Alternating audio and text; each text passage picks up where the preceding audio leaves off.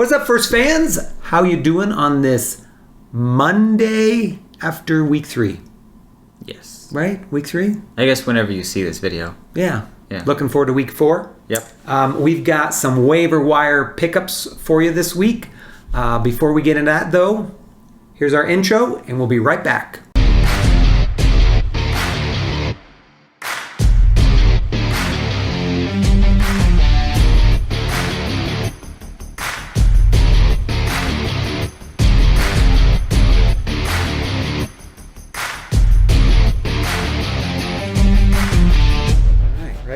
All right, welcome back. We've got waiver wire week 3 pickups. Before we get into it, Travis Kelce Collector Card is available. All you have to do is like this video, subscribe to our channel, and leave a comment. Pretty easy. Yep. So after you watch this video, leave a comment. Let us know what you think about it, and we'll go on from there. Sound good? Yeah. Okay. Who you got on the waiver wire for week 3? Going into week 4. Yes, going into week 4. My first one on the list is Christian Kirk. Oh, nice. Yeah. It's a good pickup. Yeah, him and AJ Green had a really big week. I would rather go Christian Kirk on this one. Oh, yeah. 100%. Yeah, because, AJ Green had a big week mainly because Hopkins was limited this week. Yes. But Christian Kirk was initially supposed to be the number 2 receiver. As Rondale Moore came in, we kind of saw like a lot of fantasy upside with him. Yes. But with this week just happened, I don't know if that's going to be as consistent as the year goes on. Well, Christian Kirk has always been that number 2, and he's always been pretty consistent. He hasn't been great before, though, but that was because Larry Fitzgerald was still there, and he played that slot role, which is Kirk's natural position. Right. Now Kirk gets to go into that split with Rondale Moore, and, obviously that's going to produce better, so... Yeah. I do like that call. Rondale Moore, I think, is still going to be valuable, especially in return yardage leagues, but Christian Kirk could be a very, very good play for you, especially while this guy is dealing with injury. Yeah. He was able to play. He toughed it out just like Devin predicted. But, you can tell he's not 100%. Yeah. So Yeah. as long as that's happening, I think Kirk and Moore will also be probably good plays potentially for you. Yep. At least flex plays. Yeah, I definitely agree. Yep. Okay. Nice. You got another one for us? My second one is Romandre Stevenson. Who? He is no longer out. He is healthy right now, and this is mainly just someone to stash on your bench if you have room. Yeah. This could be someone that could get more carries. Damian Harris finally had a bad game. If that happens again, Stevenson could get a lot more carries, and James White is out. Yeah, he's out for the year, it looks like. Yeah. So Stevenson could be a good pickup. Yeah, just... if you got that spot or you've got a couple players that are injured or whatnot, drop them and pick them up, put them on the end of your bench and see what happens. Running backs are always coveted. If you can find one that ends up hitting, it's gold. So, we're not saying right now to play him or it's going to work out this instant, but plan for it. Yes. And might as well pick it up now before, if he does have a good game, then you're fighting everybody for him. Yeah. You can always drop him in a week or two if you need the spot too. So pick him up. Yep.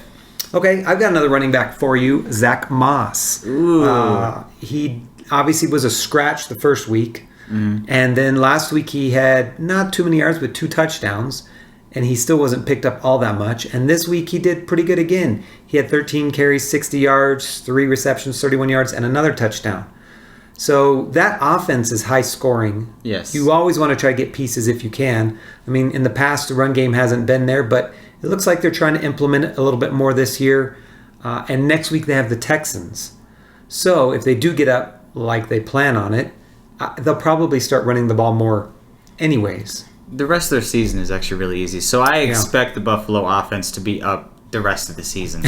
Their hard matchups are gone. Yeah. And we predicted that. We talked about in our previous video how the quarterback play was subpar and you should try to trade for him if you could. And you saw last week why you should. Yeah. We both had him projected as our number 1 quarterback, and a lot of people, did. But he was definitely our number 1 quarterback. And after 2 weeks, he wasn't looking that way. So, all right, on to another running back I have. Either Chuba Hubbard or possibly Royce Freeman.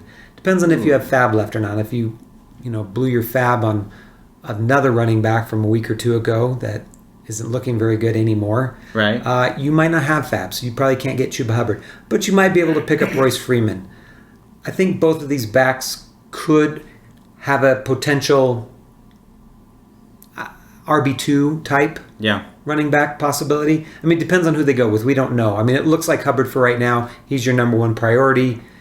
If you can't get him and you want to stash someone, you could stash Royce Freeman and see what happens.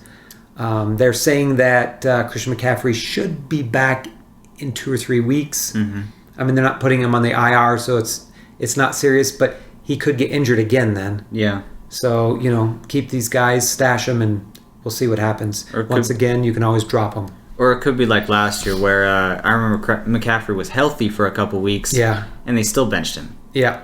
So it could be just like that where, I mean, they're looking at 2 or 3 weeks. He might be out, but it could realistically be 4 or 5. Yeah, hamstrings you just don't know for sure. So, all right. You want to give another one? Sure. I actually have Marlon Mack here. Really? He has not played at all. No kidding. And they're looking at possibly trading him. Okay. So, I was thinking, why would you want him? But if they're thinking about trading him, that makes sense. And I don't know if this is going to happen, but San Francisco has been looking at him. And that's going to happen. That is a gold mine for Marlon Mack. Could be. This is just like Romandre Stevenson. If you have room on your bench, stash him away right now. So for the next 2 or 3 weeks, if something does happen, you have these are some plan ahead stashes. Right. We're always trying to stay a step ahead of things rather than be behind. Right. I mean, the people who are behind right now are trying to give all their money for Chuba Hubbard. If you had picked him up a week or two ago, not that you can project that. These other guys that we're talking about, you can kind of see a possibility for them getting in. You don't project Chuba getting in unless McCaffrey gets hurt. Yeah, exactly. So, that's a good pick. Pick up to stash and see what happens. I've got Josh Gordon, wide receiver. Ooh. You got him too? No, but video coming up, we have Josh Gordon. Yeah, we do. I have not always been high on Josh Gordon. Right. But, I mean, he's going to the Kansas City Chiefs. Mm-hmm. They don't have a number 2. I mean, they've got the tight end Kelce, and they've got Tyreek Hill, who are, every week plays. They don't have that third. They've been looking and just can't find it. Even Sammy Watkins last year tried to do that, and he just wasn't great most games. Mm-hmm. So Josh Gordon is going to get the opportunity. Whether he does anything with it, we don't know. I mean, he's 30 years old. He's kind of probably on the tail end of his career. Does he have enough juice left to do anything? We're going to find out. Mm-hmm. But he's worth a pickup and see if you have the space or you have another wide receiver that doesn't have a lot of upside. Pick up Josh Gordon and just put him on your bench, see a game or two, and see what happens. And if something does happen, you've got a player, or maybe you could trade him away, which is what I would recommend, because it's possible he could get suspended again or injured again or whatnot. True. So maybe you can use it as a trade piece, especially if he looks pretty good the first week or two. Yeah. Okay. I like that. Do you have any more? One last one. Okay. Jared Goff.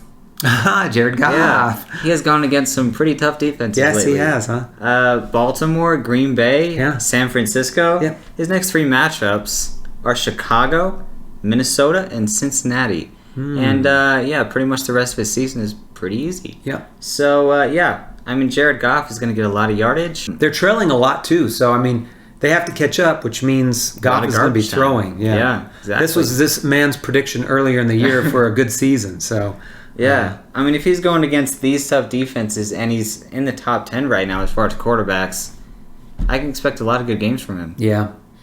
So if you need especially if you need a number 2 quarterback, he's a good choice, it looks like. Yeah. Okay. I've got another wide receiver, Hunter Renfro. He's had 3 good games. I mean, he's got the first 2 games were, nice flex play, and then this last game was a solid number 2 play. So if he's going to continue to do that, which it looks like he is, Derek Carr keeps throwing, and if he keeps throwing, who's open? Renfro. He seems to always get separation, and he's getting targeted quite a bit. I think he has a nice floor with the possibility, if he does score a touchdown, to be a number 2. So he could be a good flex play for you if you need that extra wide receiver. Yeah, I agree. Okay. And also to note that Derek Carr has been going against some pretty tough defenses. Yeah. So He's looked good. He's looked good. Stuff has lightened up. You can see Hunter Renfro getting some more targets. Yep. So yeah, I like that. And one tight end for you, if you're looking for one, Tyler Conklin of Minnesota. Okay. He had a really good game, solid game, 7 for 70 and a touchdown. Pretty good. Yeah. We all thought Irv Smith was going to be primed to take this spot and do kind of what Conklin is doing right now, because they don't really have that third. We saw the first couple of weeks KJ Osborne take that spot. This last week, Tyler Conklin took that spot. So we don't know for sure who's going to do it, but they're showing that they still want to get him involved.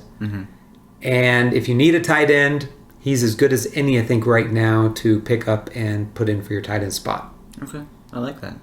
All right. Those are our waiver wire pickups heading into week 4. Let us know what you think in the comments below. Do you guys have a nice waiver wire pickup that you guys are looking to stash away?